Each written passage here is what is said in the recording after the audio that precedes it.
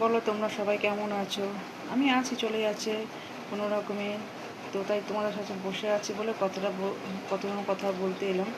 তো আমি ভিডিও করতে পারছি না, ভিডিও দিতে পারছি না, কারণ মেয়ের পরীক্ষা চলছে, উচ্চ মাধ্যমিক পরীক্ষা চলছে। তো আজকে বাংলা আছে, কালকে ইংলিশ আছে। তো একটু বসে আছি বলে গল্প করতে এলাম।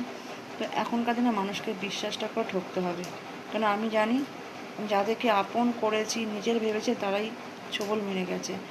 আর সবথেকে হিংসা করে গেছে। জানি না হিংসা করে মানুষ কী পায়, কী লাভ পায়।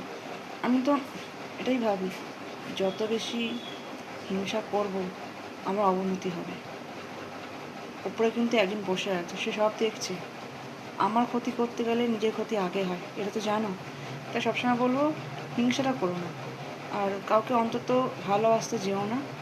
সে যেই হোক না কেন, নিজের ফ্যামিলি বা যেই কেউ না হোক না কেন, ঠকতে হবে। এটা আমি ঠকেছি, তাই তোমাদেরকে বললাম, বুঝলে।